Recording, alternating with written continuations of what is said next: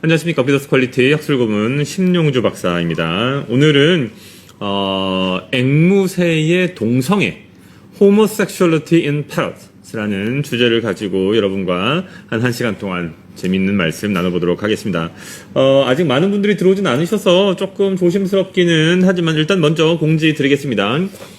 저희하고 이제 협업 관계에 있는 프롱이네 다 아실 겁니다. 프롱이네에서 지금 이 라이브 방송을 시청하고 계시다는 사실을 인증하시면 특별한 상품을 선물로 드리는 이벤트를 진행하고 있습니다. 상세한 것은 프롱이네 인스타그램 계정에 가셔서 확인하시기 바랍니다. 좀 이따가 제가 한 번 더 말씀을 드릴 거고요. 프롱이네에서 라이브 방송 시청과 관련한 이벤트를 진행하고 있습니다. 오늘은 이제 공지가 나간 바와 같이 앵무새의 동성애에 대해서 알아보는 시간 갖도록 하겠습니다. 언제나와 마찬가지로 한 30분에서 40분의 시간 동안은 제가 혼자 쭉 한번 이 주제에 대해서 말씀을 나누고요. 그 다음에 댓글창에 올려주신 댓글들 제가 읽으면서 나머지 30분의 시간 동안은 여러분의 질문에 답변 드리는 시간 갖도록 하겠습니다. 자, 동성애가 뭔가요? 네. 먼저 제가 여쭈겠습니다. 여러분, 오늘은 참고로 퀴즈가 없습니다. 네. 이벤트가 여러 개 있기 때문에 오늘은 퀴즈를 제가 따로 준비하지 않습니다. 여러분, 동성애가 뭔가요? 네. 동성애는 이성애의 반대입니다. 자, 어디에서 들어와야 되는지 제가 다시 한번 말씀드리겠습니다. 네. 일단 그 프롱이네 이벤트 같은 경우에는 프롱이네 인스타그램 계정에 들어가시면 확인이 가능하시고요. CM 멜로디님께서 같은 성별을 좋아하는 것이라고 말씀 주셨습니다. 동성애라고 하는 것은 이성애라고 하는 말의 반대말입니다. 그럼 이제 우리가 다시 물어볼 수 있겠죠. 이성애는 무엇입니까? 라고 하면 이성애는 이성 간의 사랑 또는 더 나아가서 이성 간의 성적인 행위, 행동들이에요.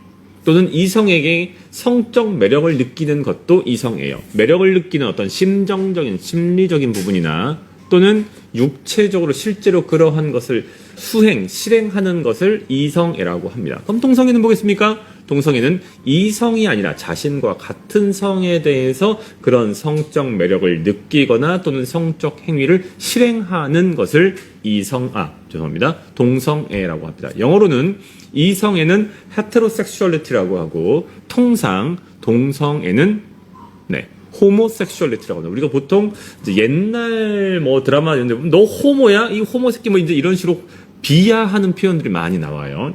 그때 이제 그 당시에는 동성애에 대해서 매우 부정적인 인식이 있었던 사회적인 어떤 분위기 때문에 그렇고, 지금은 그런 부분이 과거에 비해서는 조금 옅어지기는 했지만 이랬건 저랬건 사회적으로 동성애라고 하는 것을 이성애보다 여류에 있다고 보는 것에 대해서는 어느 정도 동의하실 거라고 생각합니다. 그게 맞고 틀리고를 떠나서 대부분의 사회가 그런 방식으로 움직이기는 합니다만, 참고로 우리나라에서도 동성애라고 하는 것이 매우 보편적까지는 아니지만 꽤나 널리 받아들여지긴 시기가 있었고요. 특히 그리스나 로마에서는 동성애라고 하는 것이 이성애보다 더 가치가 있는 것으로 인식되던 시기도 있었습니다. 우리가 보통 플라토닉 러브라고 하는 것이 있는데, 플라토닉 러브는 뭐냐 하면 사실은 조금 더 정확하게 들어가면 플라톤의 사랑입니다. 그럼 플라톤의 사랑은 무엇이냐라고 하면 이제 조금 이제 좀 연소하신 분들이 계시지 않은가 싶어서 제가 19금 딱지가 붙을까봐 두려움이 있기는 한데, 플라톤의 사랑은 무엇이냐면 플라톤이 당대 최고의 철학자로서 자신들의 소년인 제자들을 가르쳤었는데 그 소년인 제자들에게 애정을 느꼈고 그것에서 기원했다라고 하는 견해가 존재합니다. 네, 사실인지 아닌지는 플라톤한테 물어봐야 되겠죠. 그 당시에, 그 시기에는 그런 지식인들 사이에서 남성인 지식인들이 자신보다 수십 년 이상 어린 미소년들과의 어떤 성적인 그 심리적이건 육체적인 관계를 갖는 것이 보편적이었다. 라고 하는 기록들이 있고요. 그런 맥락에서 플라톤의 사랑, 즉 플라토닉 러브라고 하는 것이 생겼는데 현대에서는 그 플라토닉 러브가 마치 육체적인 관계는 갖지 않고 정신적인 사랑만 나누는 것을 플라토닉 러브라고 이해하는 경향이 있죠. 특히 우리나라에서는. 좀 충격적이신가요? 네, 오늘 좀 충격적인 얘기를 제가 많이 들을 겁니다. 참고로 제가 과거에 잠깐 매불쇼라고 하는 지금은 한 100에서 150만 정도의 팔로워가 있는 구독자가 있는 유튜브 채널에서 동물의 성에 대해서 잠시 이제 언급을 했던 적이 있는데 그때 이제 주로 이런 얘기를 많이 했었죠. 네. 동물 행동학자의 입장에서 동물의 섹스, 성이라고 하는 것, 섹슈얼리티라고 하는 건 되게 중요한 연구 과제 중에 하나이거든요. 이래컨저래건 동성이라고 하는 것은 그러하다라는 거고 오늘은 동성애라고 하는 앵무새의 동성애라고 하는 것에 대해서 이해하기 전에 인간의 동성애에 대해서 조금 저희가 설명하고 되짚어보는 시간을 가지려고 해요. 왜? 그것이 있으면 동물, 특히 앵무새의 동성애를 이해하는데 큰 도움이 되기 때문입니다. 자, 사람의 경우 동성애, 통상 동성애를 하는 사람들을 동성애자라고 부릅니다. 지금 이제 현재 한 28분 정도가 들어와 계신데 이 안에도 있을 수 있어요. 뭐 그게 나쁘고 뭐 그게 이상하고 그런 건 아닙니다. 그런 분들이 계신 거예요. 자, 일반적으로 동성애 성향을 갖고 있는 분들의 전체적인 퍼센테이지, 인구 안에서의 비율을 따져보면 대략 1에서 3%가 동성애를 하는 것으로 나옵니다. 현재 기준으로. 네, 1에서 3%. 이것은 미국의 킨제이 박사가 1940년대부터 60년대까지 이른바 킨제이 리포트, 즉 영화로 나온 적이 있습니다. 킨제이 보고서라고 해서 미국의 당시 성풍습, 성생활사를 연구 조사한 아주 주요한 문헌에 나오는 수치입니다. 참고로 이러한 것들은 서구 사회를 기준으로 했을 때에는 비교적 비슷한 어떤 레인지가 나와요. 죄송합니다. 노르웨이를 대상으로 한 최근의 연구에서는 약 4% 정도가 나온 적이 있고요. 또 하나 재미있는 것은 이러한 동성애라고 하는 것은 일반적으로 과학자들은 뭐라고 부르냐라면 SSSB라고 불러요. 이거는 뭡니까? Same Sex Sexual Behavior, 동성 간의 성적 행동을 줄여서 말하는 거예요. S가 3번 나와요. SSSB, Same Sex Sexual Behavior. 보통 전문적으로 우리가 얘기할 때는 호모섹슈얼리티라고 얘기하지 않고 SSSB라고 불러요. 또는 트리플 SB라고 불러요. 그러한 것들이 1에서 3% 정도의 인구에서 나타난다. 또 하나 흥미로운 것은 성장 과정을 전체적으로 놓고 봤을 때에는 특히 유소년, 청소년, 특히 청소년이죠. 청소년 전후의 시기에서 이런 SSSB가 매우 폭넓게 발견돼요. 남성, 여성, 공히 뭐라 할 것 없이 10% 이상, 많게는 20, 30%까지도 관찰이 돼요. 사회에 따라서. 물론 응답률에 다소의 왜곡이 있을 수 있겠죠. 그것을 터부시하는 곳일수록, 그런 사회일수록 그걸 낮추게 됩니다. 하지만 통상의 경우 초등학교 고학년부터 고등학교 대학년 대학생 초반까지 매우 폭넓게 인간의 경우에 이런 트리플 SB, SSSB가 관찰돼요. 그리고 그러한 SSSB는 대학생이 넘어가면서 성년이 되면서부터 급격히 줄어들고 일부에겐 남아있고 일부에겐 사라지거나 하는 경향성을 보여요. 물론 처음에는 이성애자였다가 SSSB가 아니었다가 성장하면서 SSSB로 변화되거나 그 SSSB임을 자각하게 되는, 새롭게 인지하게 되는 사례들도 당연히 존재해요. 네. 궁금한 거 있으면 계속 말씀 주시면 되고요. 그러면 이제 우리는, 궁금증이 생길 수밖에 없어요. 진화적 측면에서 동성애라고 하는 것이 어떻게 살아남을 수 있는가? 동성애라고 하는 것은 결국은 동성 간의 섹스, 동성 간의 성적 매력을 의미하고, 그러한 동성 간의 성적 매력을 갖고 있는 집단 내에서는 아이를 낳을 수가 없잖아요. 2세를 낳을 수가 없잖아요. 그럼 어떻게 이런 특성들이 사라지지 않고 후대에 계속해서 유전적으로 전파되는가라고 하는 궁금증을 가질 수 있어요. 동시에 그러면 이러한 동성애를 가지고 있는 사람들, 지금 이제 사람으로 얘기하자면 사실은 이것은 뭡니까? 동물을 얘기하는 거예요. 동물의 마음을 우리가 100% 알지 못하고 동물에 대해서 충분한 연구가 되어 있지 않기 때문에 왜 그러한 일들이 생기는지를 사람에 대한 연구를 가지고 빗대어서 알아보기 위해서, 추측하기 위해서 얘기를 하는 거예요. 그 무슨 기능을 갖는가? 라는 생각도 들 수 있어요. 동시에 또 왜 동성애자는 그럼 동성애자가 되는가에 대한 이야기도 해볼 수가 있어요. 네, 되게 복잡한 이야기인데요. 오늘 모든 이야기를 우리가 다 할 수는 없겠지만 더불어 제가 뭐 동성애 전문가는 아니니까 지금까지 밝혀진 것들을 간략하게 여러분들의 앵무새에 대한 이른바 동성애, 뭐 여기서 앵무새 경우는 동성애 문제라고 저희는 보통 얘기합니다. 하지만 사람의 경우 그걸 문제로 보지는 않아요. 그걸 문제로 보게 되면 이제 매우 복잡한 정말 문제 맞닥뜨리게 돼요. 네, 현대 사회에서는 이랬건 저랬건. 그러면 사람의 경우는 어떠하냐면 동성애자가 되는 데에는 여러 가지 이유가 있는데요. 네, 여러 가지 이유가 있는데요. 여러 가지 학설이 존재하고요. 지금까지 확인된 바는 없습니다. 다만 최근 1, 20년 사이에 연구가 많이 진행되긴 했고 의견이 분분한데 가장 대표적인 것을 몇 가지만 줄여보면 무엇이 나오냐 하면 첫 번째는 성장 과정에 앞서 잠깐 말씀드린 것처럼 성장 과정에서 거치는 일종의 통과 의례적인 상황인 것으로, 즉 성에 대한 명확한, 이성이나 동성에 대한 명확한 분별이 없는 상황에서 자연스럽게 나타나는 성적 탐색 과정의 일환이라는 이야기가 있어요. 즉 내가 남자면 여자를 좋아하는 것이 일반적인 자연의 섭리 또는 자연스러운 일인데 그것이 명확하지 않은 상황에서 남성, 여성에 대한 분별 없이 좋아하는 과정을 거친다라고 하는 견해도 있고요. 또는 유전자 안에 특정한 유전자가 존재한다. 즉 이성애자가 아니고 동성애자가 되도록 하는 특정한 유전자가 존재한다라고 하는 견해도 있어요. 특히 이제 마우스를 대상으로 한 실험을 보면, 실험쥐죠. 마우스를 대상으로 한 실험을 보면 무엇이 나오냐면 FUCM이라고 하는 유전자가 있고요. 그 유전자를 갖고 있는 암컷 마우스는 뇌의 사고 체계에 일반적인 암컷과는 다른 어떤 변화가 생겨요. 그래서 자신은 원래 외성기의 형태를 보면 또는 유전자의 구성을 보면 암컷인데 마치 수컷 쥐인 것처럼 행동하는 경향성을 보여요.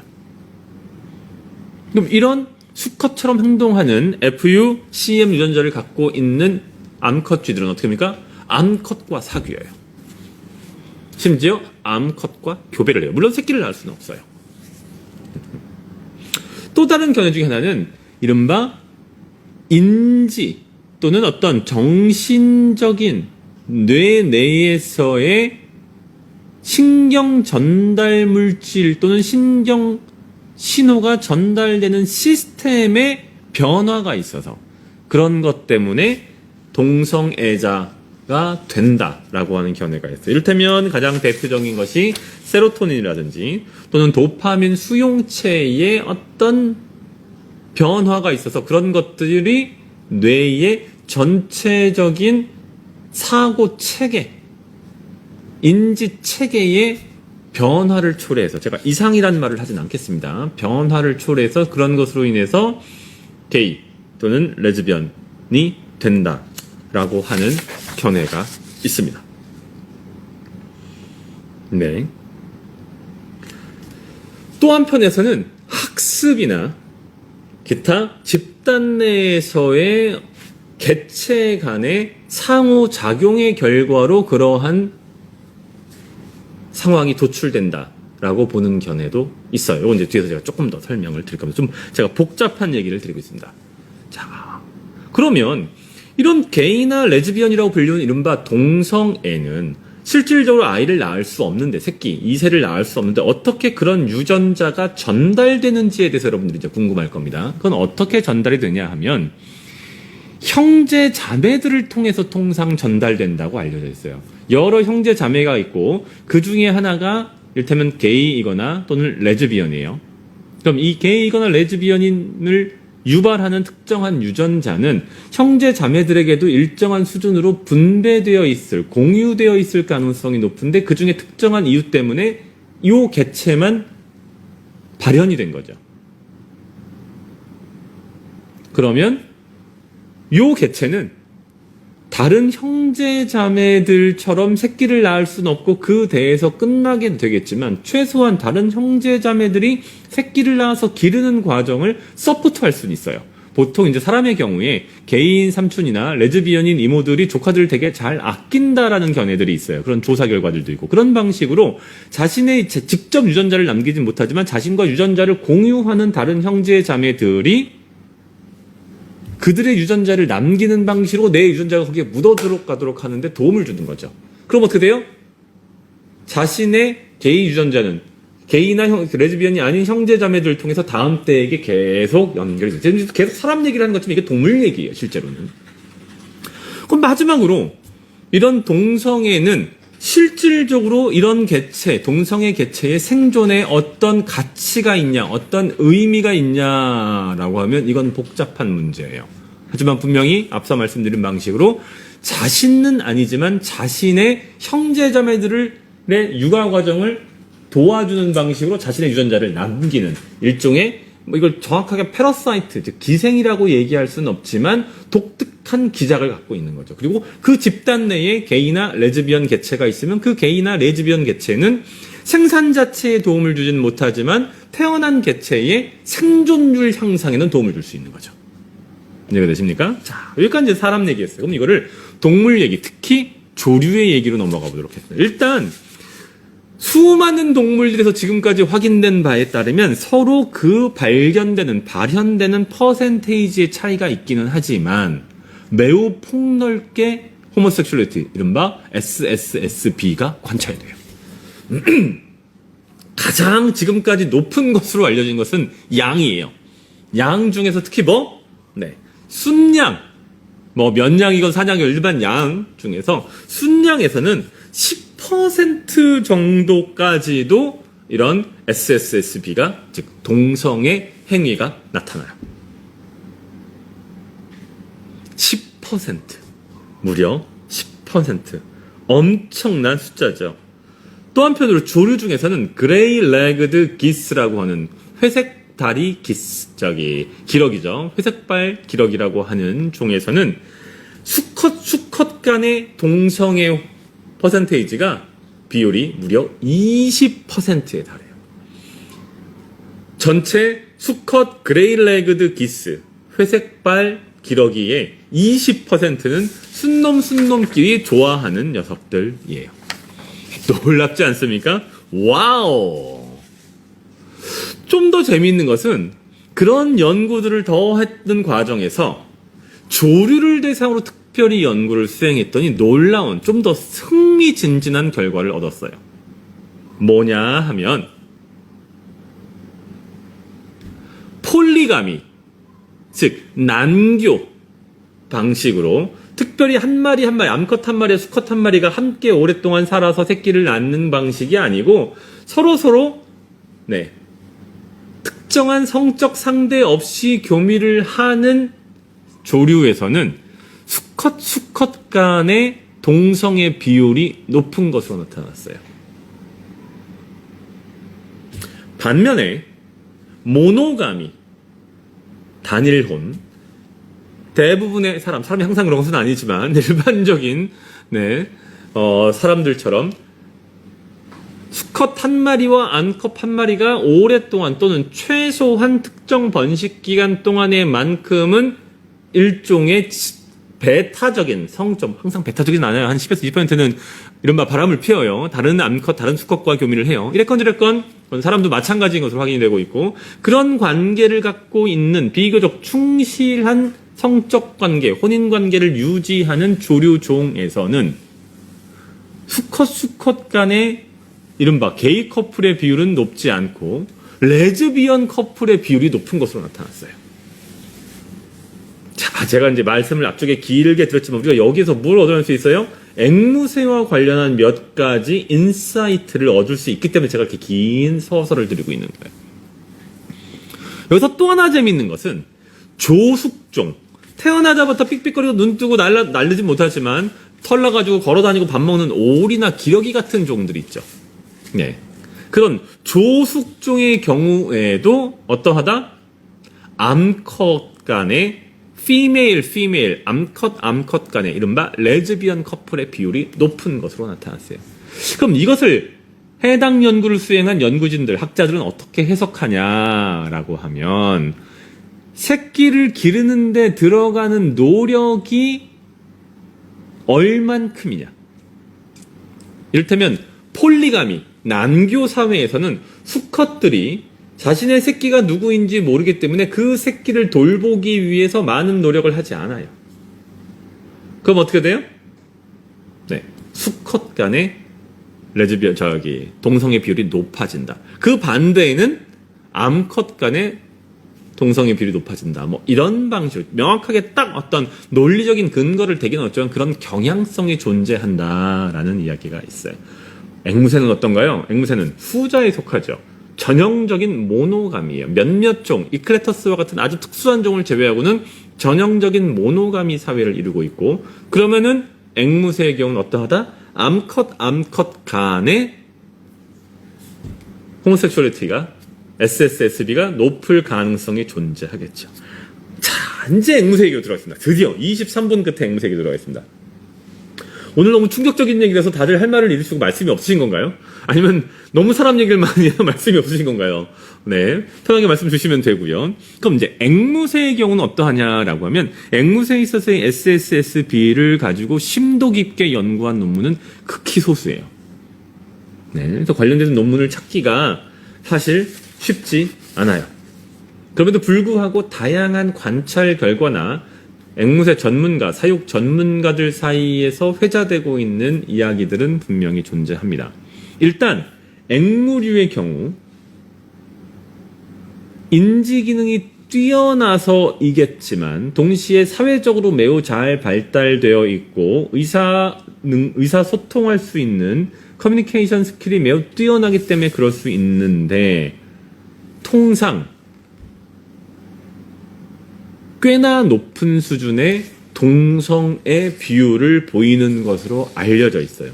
정확하게 그 수치 또는 종별로 그 수치까지는 확인이 어렵지만 앵무새 사이에서 흔히 동성 간의 먹이를 토해 먹이거나 털을 골라주거나 함께 붙어서 자거나 둥지를 틀거나 같이 알을 낳거나 또는 교미를 하는 등의 행위가 관찰돼요. 제가 지금까지 길렀던 앵무새의 전체 쌍을 따지면 아마도 한 200쌍에서 300쌍 정도가 될 터인데 저 역시 그들로부터 매우 높은 비율로 관찰한 바 있어요. 물론 암수를 명확하게 구분할 수 있는 종들의 경우에는 보통 번식을 위한 별도의 케이지로 빼낼 때 그 암수를 따로 확인해서 넣기 때문에 그런 가능성이 줄어들지만 과거에 성별 검사가 지금처럼 용이하게 되지 않았던 시기에는 어떠하였다? 둘이 먹이를 토해 먹이거나 교비하고 있는 것을 보면 둘이 암수 한 쌍이라고 생각해서 분양하고 거래가 이루어지고 또는 번식을 시도한 사례가 많았었고 그 결과 수컷이면 아무것도 나오지 않는 거죠. 몇 년이 지나도. 암컷이면 원래 나와야 하는 것보다 아래 숫자가 많이 나오고 모두 다 무정란이고 동시에 암컷 두 마리가 함께 둥지에 들어가서 그 알 보통 5개가 나오면 10개의 알을 함께 품는 사례가 결코 적지 않았어요. 자, 그러면 앵무새는 왜 그런 걸까요? 앞에 우리가 어느 정도 말씀을 나눴어요. 앵무새가 왜 그러는지. 앵무새는 인간의 사회를 빗대어 봤을 때 왜 그럴까요? 첫 번째, 우리가 생각할 수 있는 것은 성장 과정에서 거쳐가는 자연스러운 어떤 통과 의례일 수 있어요. 또는 성장 과정에서의 혼돈으로 인해서 발생하는 자연스러운 어떤 일정한 비율에게 발생하는 사안일 수 있어요. 모든 앵무새가 다 동성애가 되는 것은 아니거든요. 모든 앵무새가 다 동성애가 된다 어떻게 됐습니까? 앵무새 새끼가 존재할 방법이 없겠죠. 일정한 포션으로만 있는 거예요. 일정한 비율로만 있는 거예요. 네. 그리고 꽤나 높았다가 그것들이 완전히 성숙한 앵무새가 되면서 대부분의 앵무새로부터는 사라질 수 있겠죠. 그런데 이게 저는 되게 중요한 포인트. 물론 제가 연구를 통해서 입증한 것은 아닙니다만 이건 제 견해입니다만 전문가로서의. 우리가 기르고 있는 앵무새에서 이러한 형태의 동성애 행동이 아마도 저는 야생보다 높다고 생각하네요. 많이 나타나는 이유는 무엇일까라고 고민해보면 그건 바로 유형 성숙이라고 하는 사육 상태에 있는 동물들이 일반적으로 보이는 특별한 성장 방식에 있다고 저는 생각해요. 무슨 얘기냐? 우리는 개나 고양이를 기를 때 어떻게 해요? 대부분 중성화시키는 여부와 관계없이 그 개나 고양이를 우리의 악이라고 생각해요. 네. 바이오필리아, 즉 어떤 자연에 대한 애착, 동물에 대한 애착의 결과 우리는 그들을 애기라고 생각하고 그들이 독립된 개체로 성장할 기회를 잘 안 주는 편이에요. 독립된 개는 어때요? 자신만의 무리를 거느리고 싶어하고 알파독이 되고 싶어하고 네, 공격성을 통해서 어떤 지배력을 행사하려고 했죠. 고양이는 약간 다르긴 하지만 어떤 면에서는 네, 자신의 테리터리, 영역을 지키려고 한다는 측면에서 별 차이가 없을 수도 있어요. 그런데 우리는 그런 개나 고양이를 용납해요? 용납하지 않아요. 우리는 우리의 말을 잘 따르고 우리에게 안겨서 아기처럼 영원히 있는 개나 고양이를 원하고 그런 개나 고양이를 계속해서 교배시키고 그런 개나 고양이가 아니면 기르지 않게 되죠. 앵무새도 비슷하다는 거죠. 즉 언제나 아기처럼 우리에게 안겨서 우리에게 의존적으로 종속적으로 있는 앵무새를 사랑하지 그런 앵무새에게 큰 애정을 두고 가치를 두지 자신이 무리의 우두머리가 돼서 왕이 되고 싶어하는 앵무새를 우리는 원하지 않는단 말이에요. 그럼 어떻게 돼요? 청소년기에 겪었던 일반적으로 통과 의례와 같은 방식으로 겪는 성적 정체성의 혼란이 성년이 된 이후, 성체가 된 이후에도 유지될 가능성이 존재하겠죠. 여기 또 하나 중요한 부분이 있어요. 우리는 대부분 앵무새를 몇 마리만 길러요? 기껏해야 한두 마리, 많아야 서너 너댓 마리. 동일한 종은 두서너 마리를 기르기가 어려워요, 현실적으로. 전문적인 번식가가 아닌다면, 브리더가 아닌다면. 그럼 어떻게 됩니까? 성정체성, 성각인, 동종에 대한 각인도 어려울 뿐더러 이성에 대한 각인도 어렵게 되는 거예요. 즉, 누가 암컷이고 누가 수컷이고 다른 성과 무엇을 해야 되는지 인지할 수 있는 기회 자체를 박탈당할 수 있다는 거죠. 판다에 대한 다큐멘터리를 제가 과거에 본 적이 있는데 한 10수년, 거의 20년 가까이 된 것 같아요. 아주 어릴 때 봤는데 판다가 보통 어미가 잘 못 기르니까 그 사육 상태에서 사육사가 꺼내서 어렸을 때부터 젖을 먹여서 길러요. 그럼 이 판다는 어떻게 돼요? 자신이 어떤 종인지 명확하게 인지할 수 있는 기회를 잃어버려요. 그 다음엔 어떻게 돼요? 성적으로 성숙해서 교미를 해야 되는데 교미를 못하는 거예요. 어떻게 교미를 하는지 방법을 몰라요. 그래서 판다를 위해서 포르노그래피, 판다의 교미 영상을 틀어주고 판다가 교미할 수 있도록 가르치는 영상을 제가 과거에 다큐멘터리를 본 적이 있어요. 앵무새도 동일한 상황들이 벌어질 수 있다는 거죠. 사육개체에게 일반적으로 널리 발생하는 일종의 행동학적 제약이에요. 물론 당연히 앵무새들 내에도 앞서 말씀드린 것처럼 마우스에서 발견되는 것 같은 특정한 유전자가 있어서 그런 행동을 더 보일 수 있어요. 물론 그런 것들은 특정한 퍼센테이지, 아주 소수의 수 퍼센트, 원 디짓 정도의 퍼센테이지만 갖고 있겠죠. 그렇지 않으면 앵무라고 하는 종이 지금까지 또는 특정한 앵무새가 지금까지 자연 상태에서 존재할 수 없었으니까요.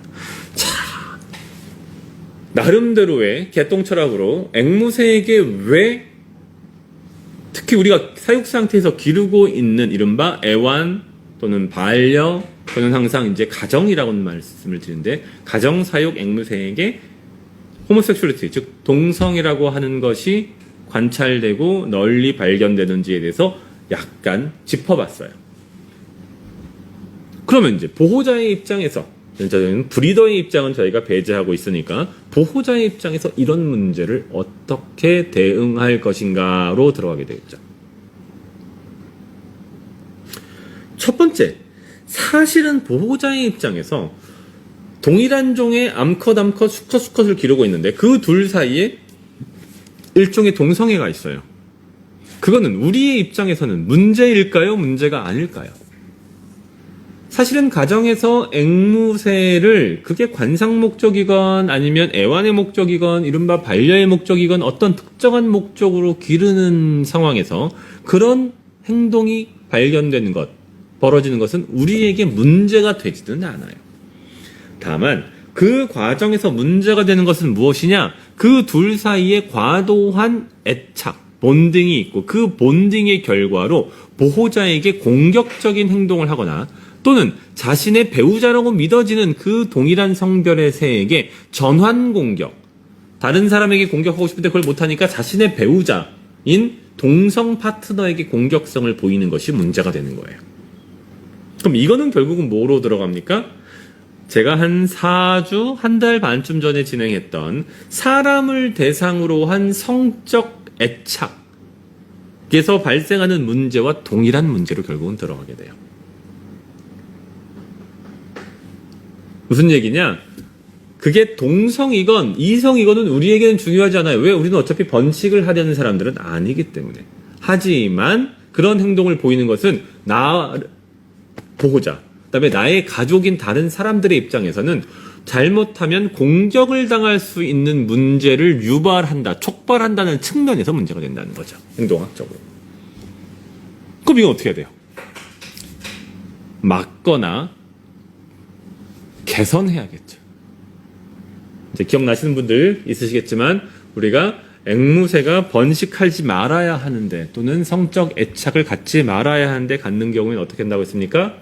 에너지의 총량을 줄이고 특히 지방이나 단백질의 양을 줄이고 신선먹이의 함량을 줄이고 빛의 강도나 빛에 노출되는 조광 시간을 줄이고 특별한 애착 행동을 할 때 그 애착 행동에 대해서 타임아웃이라든지 또는 오베이던스 트레이닝, 즉 복종 훈련 같은 방법으로 최소한의 위계 관계가 존재하도록 소셜라이제이션, 즉 사회화를 시키도록 한다. 그것이 우리가 할 수 있는 최선의 방법이다.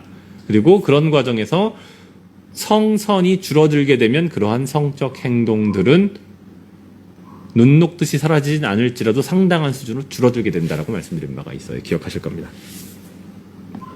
그것이 요 경우에도 동일하게 적용됩니다. 자, 중에 다시 한번 말씀드립니다. 앞쪽에서 제가 말씀드렸었는데 프롱이네에서 현재 보고 계신 라이브 방송을 시청하고 계신다는 것을 인증하시면 별도로 특별한 선물을 드리는 이벤트를 진행하고 있으니 관련된 사항은 프롱이네 인스타그램에 들어가셔서 확인하시기 바라고요.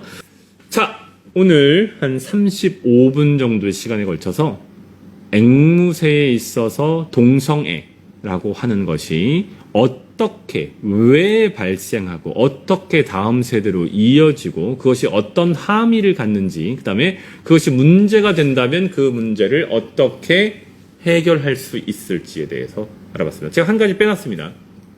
예방적 측면이 있습니다. 이 예방적 측면이 어떤 면에서는 중요할 수 있는데 사실 이것은 여러분들이 하는 데는 한계가 있고요. 여러분들에게 건강하고 아름다운 앵무새를 분양하는 브리더분들이 하셔야 되는 일이에요. 무슨 얘기냐? 브리더들이 앵무새를 길러서 분양하는 과정에서 이 앵무새들이 최대한 소셜라이제이션, 즉 동일한 종의 친구들과 충분히 사회화될 수 있는 시간을 제공하는 것이 중요해요. 이 행동 문제, 이것을 문제라고 만약에 정의한다라고 하면 동물에서 사람에게 있어서는 통상 문제로 정의하진 않습니다.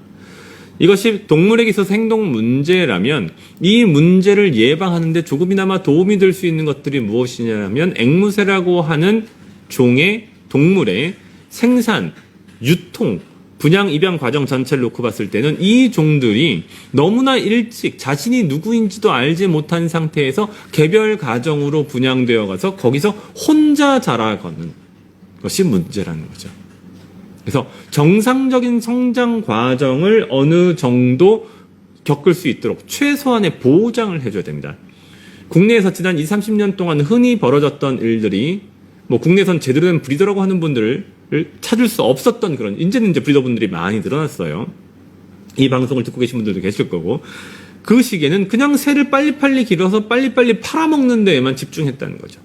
그러다 보니 어떻게 했었어요? 뒤쪽에 핸드 피딩을 충분히 하지 않고 어린 상태에서 퀄리파이도 돼 있지 않은 스스로 제대로 앵무새를 길러낼 수 있는 능력이 불충분한 사람들에게 앵무새를 팔아치우는 방식으로 수익을 극대화했어요. 이렇게 해서는 안 된다는 거죠. 그것은 그 앵무새의 목숨을 위협하는 행동이 될 수 있고 동시에 그 앵무새가 정상적인 정서를 가지고 건강한 개체로 자라나는 데에 부정적인 영향을 미칠 수 있다는 거죠. 내가 누구인지, 내가 어떤 성인지를 알 수 있는 기회 자체를 심대하게 제약한다는 거죠. 물론 우리가 성성숙이 될 때까지 기다려서 분양할 수는 없지만 그럼에도 불구하고 최소한 동일한 종이 누구인지는 인지할 수 있도록, 그 다음에 그것을 그것을 실마리로 해서 내가 누구인지를 이해할 수 있는 가능성을 넓혀주는 것이 분양된 이후에 발생할 수 있는 다양한 심리 행동적인 제약, 더 나아가서 동성애와 관련한 문제, 앵무새이기 때문에 제가 문제라고 합니다. 분명히 제가 강조드립니다. 그런 부분에 있어서 도움이 될 수 있지 않을까라고 행동학자로서 조심스럽게 말씀드립니다. 브리더의 책무가 꽤나 중요하고, 그리고 더 나아가서 그러한 것들이 있을 때 브리더로서 보호자와 충분히 상담하여서 만약에 그것이 문제로 인식된다면 그것을 어떻게 개선할 수 있는지에 대해서도 앞서 제가 말씀드릴 것 같은 방식으로 일종의 가이드를 제공할 수 있겠지요. 자, 이 정도로 제 말씀은 드리고 댓글 달아주신 분들 제가 질문 확인하는 시간 갖도록 하겠습니다. 제가 이제 나이가 들어가지고 이런 걸 잘 못하나 봐요. 자, 안녕하세요. 오늘도 내비를 포기하고 라이브를 시청하고 계신 도아님 감사합니다. 항상. 자, 쭉 내려왔습니다. 궁금해요. 네, 스타요니님 오늘도 들어오셨고요. 루아치 엘리후님, 이게 제가 똑바로 읽는 게 맞나요? 네, 감사합니다. 그 다음에 쭉 내려가시고 오늘 스타요님 앵무새 동성에 대해서 얘기하고 있고요. 쭉 같은 성별을 좋아하는 것이라 말씀 주셨고요. 자, 쭉 내려가서 앵무새들끼리 서로 어떻게 암수임을 구분하는지에 대한 연구도 있을까요? 라고 스타연희님이 주셨는데요. 정상적인 상황에서는 그냥 자연스럽게 누가 암컷이고 누가 수컷이고 내가 어디에 속하는지를 이해하게 됩니다. 다만 앵무새는 특별히 시각적으로 암컷인지 수컷인지를 확인할 수 있는 것으로 다양한 연구가 진행된 바 있고, 그 시각적 측면은 우리가 보통 뭐라고 합니까? 섹슈얼리 모노모픽하다라는 얘기를 많이 써요. 섹슈얼리는 성적으로, 모노모픽에서 모노는 뭡니까? 하나. 우리가 모노필라멘트 뭐 이런 얘기 하죠. 뭐 스테레오냐 모노냐, 하나란 뜻이에요. 모노는 듀오는 둘이란 뜻이죠. 라틴어에서 왔습니다. 모노모픽은 뭐예요? 우리가 보통 양서류나 파충류의 색상 변이를 모프라고 하죠. 그 모프가 형태라는 얘기예요. 그럼 모노모픽은 뭡니까? 하나의 형태란 뜻이에요. 그럼 앞에 성적으로 하나의 형태, 즉 암수 간의 외형상으로 구분이 안 되거나 극히 어려운 것을 우리는 섹슈얼리 모노모픽하다라고 얘기해요. 우리 눈에는 앵무새가 대부분 섹슈얼리 모노모픽해요.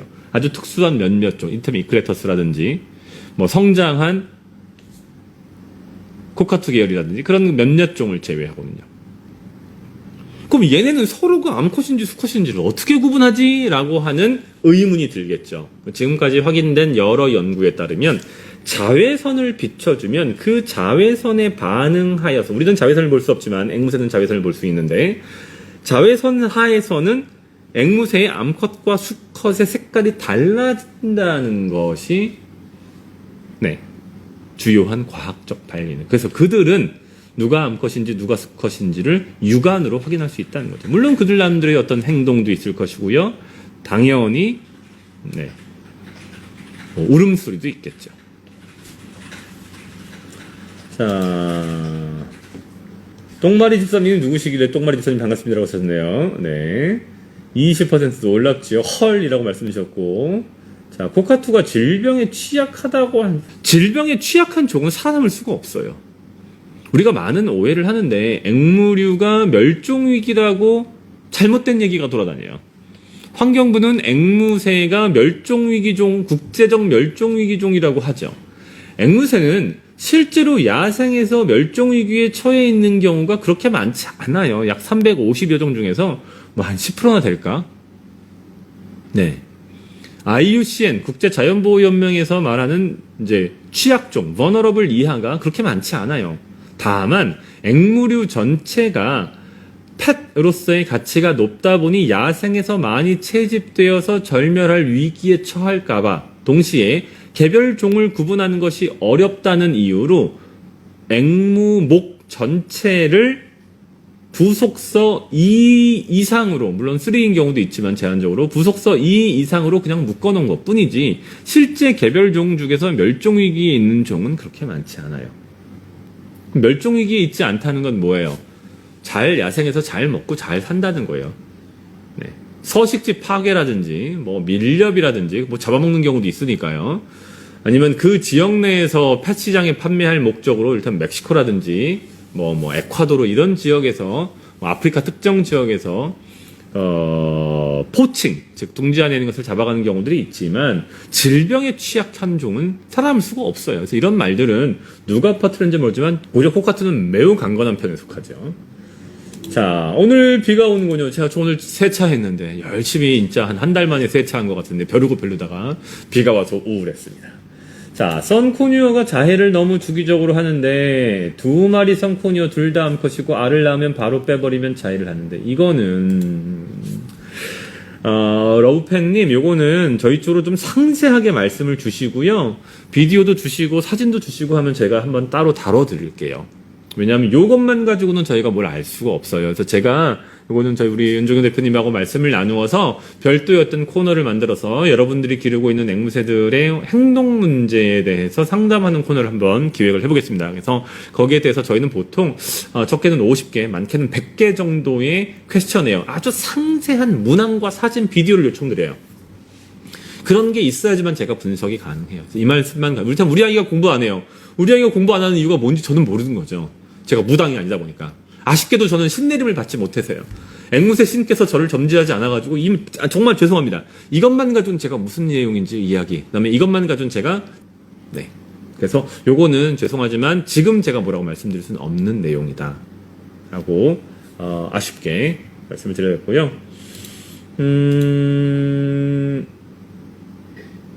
비둘기는 원래 항상 먹이를 금지했던 거 아니고 벌써 한 20년 된 것 같은데 아닌가요?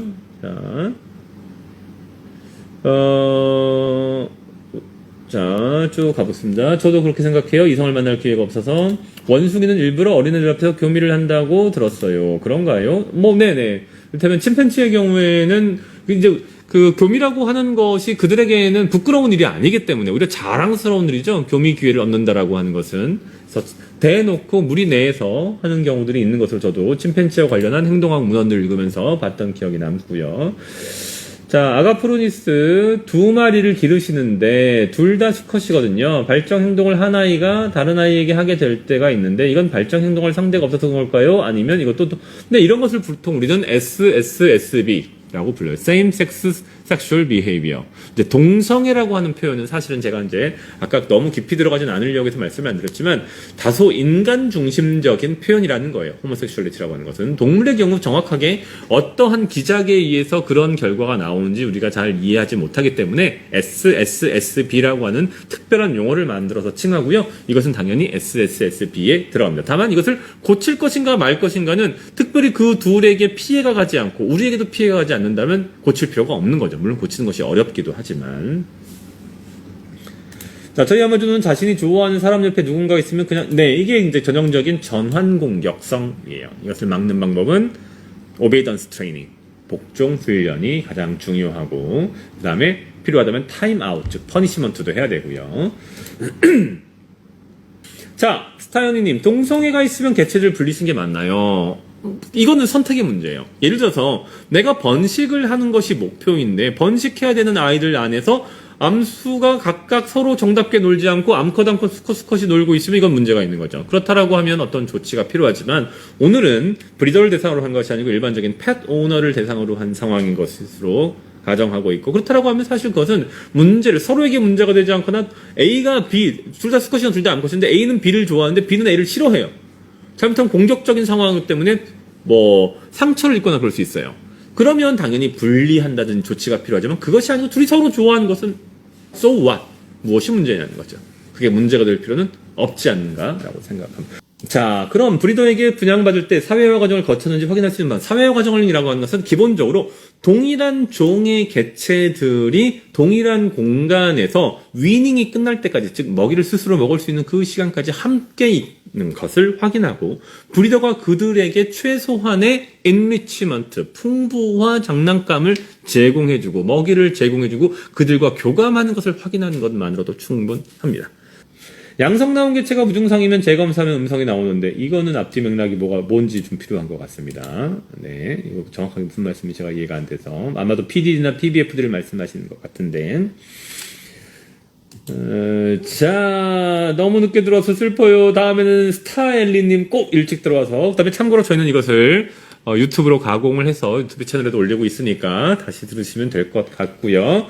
단일 형태, 카렌더 패럿, 단일 형태, 섹슈얼 모노모픽, 성적 동형이라고 우리가 이야기합니다. 지금 뭔가 말씀을 하고 계신 것 같은데, 아마도 어떤 특정 질병에 대해서 검사를 했는데, 맞습니다. 네.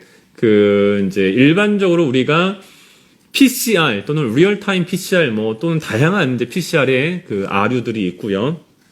PCR은 특정한 병원체, 특정한 생물체의 약간 다른 얘기 그냥 말씀드리겠습니다. 유전자 DNA 또는 RNA의 그 종임을 식별할 수 있는 조각을 찾아내는 거고요. 그게 특정한 수준까지 확인되면 양성이라고 보고 그 특정한 수준 이하이거나 아예 없으면 음성이라고 봐요. 그런데 PCR은 항상 우리가 얘기하는 통계학에서 1종 오류와 2종 오류, 긴데 아니다고 할 오류, 잘못, 아닌데 기라고 할 잘못의 가능성이 1에서 2% 정도 존재해요. 그래서 우리는 어떻게 해요? 예를 들어서 음성이 나왔어요. 증상이 특별히 없어요. 그러면 실무적으로 무증상이면서 음성이 나왔으면 안전한 것으로 보고요. 증상이 없는데 양성이 나왔어요. 그럼 그로부터 격리해 놓은 상태에서 40일 뒤에 재검사를 해요. 재검사 결과 음성이 나왔어요? 오케이, 그럼 음성인데 한 번 더 확인하기 위해서 다시 40일 뒤에 검사해서 음성임을 확인해요. 그때도 음성이었어요? 여전히 무증상이에요? 그럼 문제가 없는 것으로 봐요. 근데 증상이 있어요? 증상이 있는데 검사했더니 음성이 나왔어요? 그럼 믿지 않아요. 40일 뒤에 재검사해요. 또 음성이 나왔어요? 증상이 있어요? 재검사해요. 이런 식으로 해서 몇 가지 프로토콜에 따라서 움직이게 됩니다. 정리하자면 증상이 없다라는 전제하에 양성이 나왔으면 40일 뒤에 재검사해요. 격리해놓고. 그때 음성이 나왔어요? 큰 문제가 없는 것 같아. 하지만 거기서 결론 내리지 않고 한 번 더 검사해서 연달아 2번 음성이 나오면 음성인 것. 즉 관해된 것으로 봐요. 그 질병, 그 병원체가 더 이상 존재하지 않는 것으로 봐요. 네, 맞습니다. 버드램프가 도움을 줄 수 있는 것으로 보시면 되고요. 동성끼리 그냥 친하게 지내는 것과 실제로 동성을 하는 것에 구분이나 차이가 있을까요? 그럼요. 앵무새는 잘 보시면 아시겠지만 성적으로 성숙했다는 전제하에 번식기와 비번식기 행동이 달라요. 여기서 동성애라고 하는 것은 단순한 친밀함을 넘어서는 성적 행동을 의미해요. 성적 행동이라면 먹이를 토해서 먹이는 것, 네. 동시에 교미하는 것, 네. 둥지를 트는 것, 네. 이러한 핵심적인 행위를 한다라고 하면 동성애로 판정해요. 동성애와 유독상애가 좋은 것의 차이. 동성애와 유독상애가 좋은 것의 차이점. 이거는 질문이 제가 좀 이상한데요. 네. 이건 질문을 제가 정확하게 이해를 못하겠습니다. 네. 동성애라고 해서는 동성 간의 성적 행위를 하는 것이고요. 상애가 좋다라고 하는 것은 통상의 경우 그게 동성이건 이성이건 통상은 이성을 얘기하지만 이성 간의 애정이 매우 긴밀한 것을 의미하죠.